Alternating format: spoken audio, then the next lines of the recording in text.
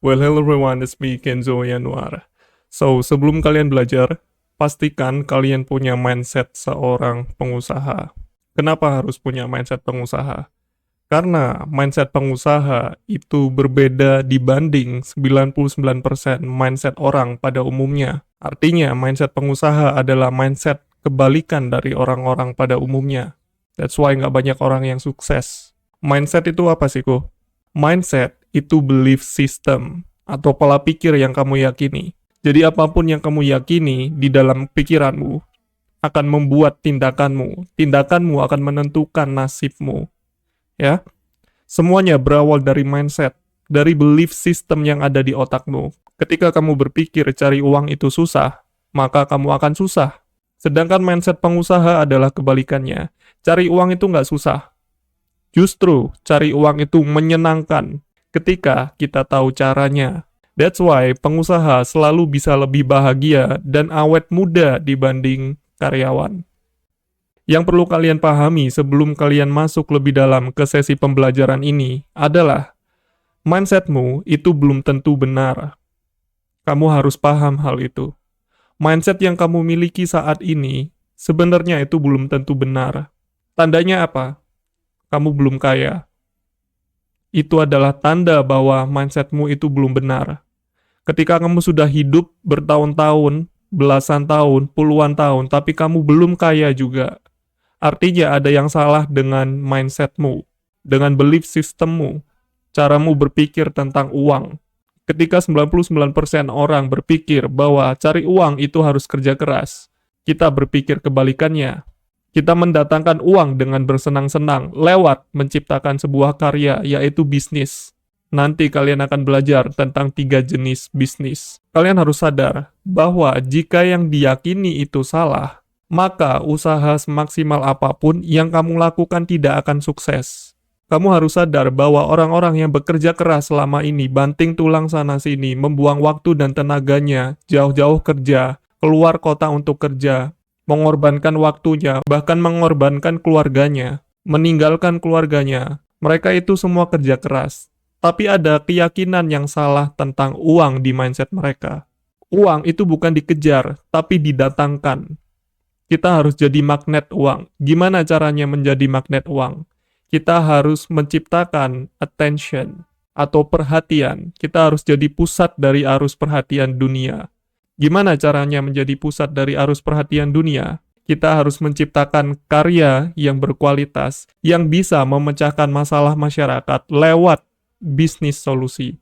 Entah itu produk fisik, produk digital, atau jasa. Ini adalah mindset miskin. Ketika kalian punya mindset ini, buang jauh-jauh mulai hari ini. Mungkin beberapa dari kalian masih punya mindset miskin ini. Kalian harus belajar bahwa mindset miskin tidak akan membuat kalian kaya. Mau kalian bekerja sekeras apapun, kalau mindsetnya masih miskin, kalian tidak akan pernah sukses dan bahagia. Apa aja sih mindset miskin itu? Aku jelasin satu-satu. Yang pertama, mau cepat kaya tanpa mau belajar dan praktek.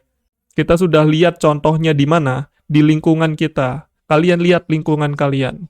Orang-orang yang miskin adalah mereka orang-orang yang belajar dan praktek aja nggak mau. Karena kemalasannya mereka menjadi bodoh. Mereka malas untuk belajar hal baru dan praktek hal baru. Dan menjadikan hidup mereka miskin. Akibat dari kebodohan. Itulah penyebab kemiskinan di Indonesia. Yang kedua, tidak mau bertanya. Ketika kalian tidak mau bertanya dan diskusi, kalian akan terus punya mindset yang miskin. Kalian akan terus menemukan jalan buntu dan alasan kalian gak bisa sukses. Kalian harus bertanya dan kalian harus terbiasa berdiskusi dengan orang-orang yang lebih cerdas dari kalian. Dengan begitu, kalian bisa meningkatkan kapasitas otak kalian jadi jauh lebih cerdas dan inovatif. 3. Tidak menyelesaikan tugas sampai akhir. Ciri-ciri dari mindset orang miskin adalah mereka mengerjakan semuanya setengah-setengah, tidak pernah menyelesaikan sampai akhir, sampai dalam. Mungkin beberapa dari kalian sudah ikut beberapa kelas di mana-mana, sudah banyak kelas yang kalian ikuti, tapi hidup kalian masih stuck. Penyebabnya adalah ini. Kalian tidak menyelesaikan apa yang kalian mulai. Kalian tidak menyelesaikan tanggung jawab kalian. Kalian tidak menyelesaikan tugas sampai akhir. Ketika kalian tidak menyelesaikan tugas sampai akhir, kalian tidak akan menjadi seorang ahli. Kalian harus jadi seorang ahli untuk menciptakan income yang besar. Gimana caranya jadi seorang ahli? Fokus ke satu bidang. Jangan fokus ke banyak bisnis, fokus aja ke satu bidang bisnis. Dari satu bidang bisnis, kalian bisa sukses dan kaya ketika kalian menguasai satu bidang bisnis tersebut. Caranya gimana supaya aku bisa menguasai bidang tersebut? Belajar dan praktek. Ketika kalian nggak belajar dan praktek, kalian tidak akan tahu seberapa dalam bidang itu dan seberapa jauh kemampuan kalian. 4. Ini adalah mindset miskin yang selalu aku temukan di masyarakat Indonesia. Mungkin 99% orang seperti ini. Ngeyel, mau pakai caranya sendiri. Ketika mereka menemukan hal baru, skill baru, metode yang baru, mereka tidak mau belajar. Mungkin kalian sudah pernah ikut kelas bisnis di luar sana, atau kalian sekarang sedang menjalankan bisnis. Belajar dari orang tua kalian, atau belajar dari orang-orang yang sebelumnya. Dengan mindset bisnis, itu perlu modal, bisnis itu perlu utang, bisnis itu perlu investor, bisnis itu harus menciptakan produk sendiri. Mulai hari ini, ubah mindset kalian, bisnis itu harus menjadi seorang pengusaha modern. Pengusaha modern adalah pengusaha yang tidak butuh modal besar untuk menciptakan bisnis, tapi menciptakan penghasilan yang besar. Pengusaha modern fokus menciptakan profit, bukan fokus ke modal dan ke operasional. Fokus ke target market. Solusi apa yang bisa aku jual ke target market? Produk apa yang cocok untuk target marketku? Jasa apa yang bisa membantu target marketku? Dengan begitu, kita tahu harus jualan ke siapa, dan di mana, dan jualan apa. Kalau kita punya mindset seorang pengusaha modern, kita nggak harus membuang banyak uang dan harus trial and error. Tidak perlu. Jadi, ketika kalian punya mindset ngeyel, dikasih tahu ilmu yang baru, tapi kalian masih ngeyel, pengen pakai cara yang lama, it's okay. Lakukan aja caramu yang lama. Kenapa aku bilang kebanyakan orang miskin itu ngeyel? Tandanya bisa dilihat dari mereka tidak bisa kaya. Karena mereka ngeyel. Mereka suka menghujat di sosial media. Mereka suka ngata-ngatain orang dimanapun. Mereka suka gibain orang dimanapun. Sampai mereka lupa bahwa dirinya mereka sendiri tidak pernah berhasil. Karena mereka ngeyel dan tidak pernah mau belajar dari orang yang sudah ahli. Yang kelima, tidak paham proses pengusaha. Orang yang miskin tidak pernah paham proses menjadi seorang pengusaha. Dipikir jadi seorang pengusaha itu modalnya besar dulu baru jadi pengusaha. No bro. Jadi pengusaha itu tidak tunggu sempurna. Justru kita menyempurnakan. Kita menciptakan bisnis dari baby step, langkah-langkah kecil. Lalu kita sempurnakan. Bukan menunggu sempurna, nunggu waktu yang tepat, nunggu modal yang banyak, nunggu partner yang tepat. No man. Kita langsung mulai dari sekarang. Kita eksekusi secepatnya ide apapun yang muncul di otak kita dalam 2 minggu ke depan. Itu yang harus kita lakukan. Proses pengusaha itu seperti apa sih, Ko? Ada yang namanya learning curve atau kurva belajar. Di bagian bawah kalian bisa lihat ada yang namanya effort. Semakin ke kanan, maka effortnya semakin tinggi. Effort itu apa sih, Ko? Effort itu upaya atau usaha, kerja keras. Semakin ke kanan, maka usahanya semakin tinggi. Lalu di sebelah kiri ada yang namanya results atau hasil. Semakin ke atas, hasilnya semakin tinggi.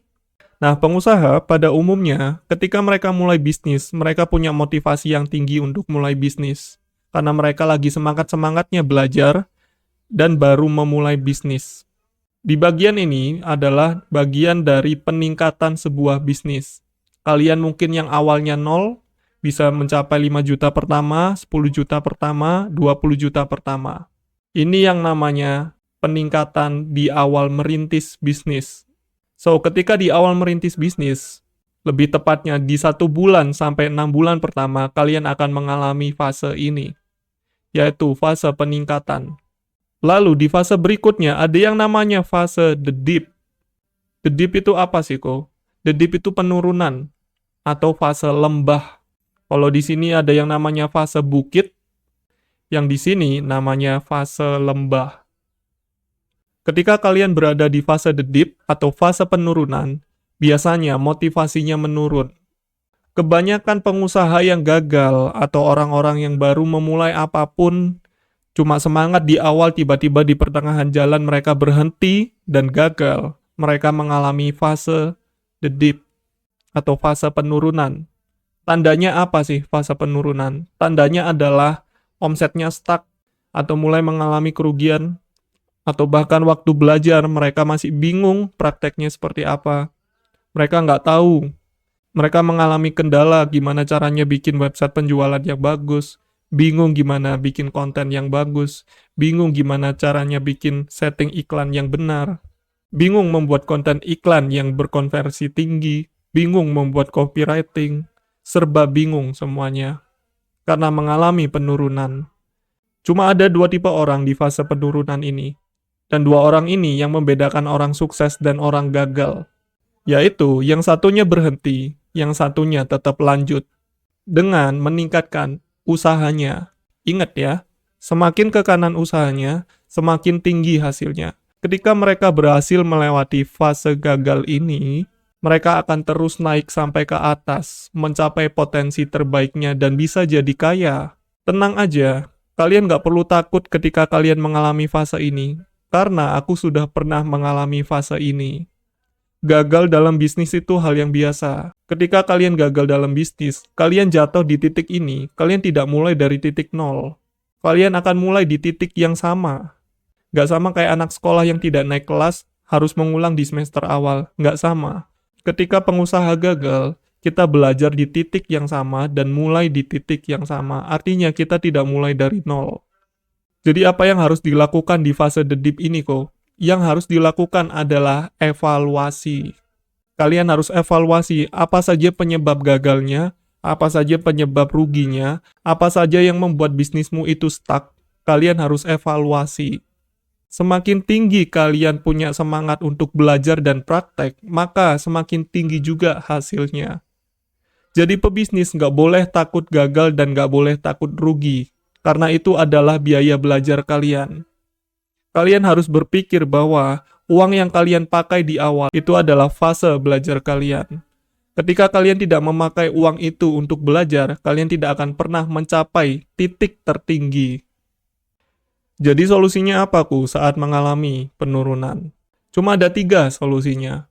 1. Konsisten evaluasi dan terapkan ilmunya. 2. Konsisten belajar dan bertanya pada ahlinya. 3. Konsisten testing sampai mendapatkan hasil. Kita bahas yang nomor 1 dulu. Kita harus konsisten evaluasi. Evaluasi itu mencari penyakit dari bisnismu. Kalian harus analisa.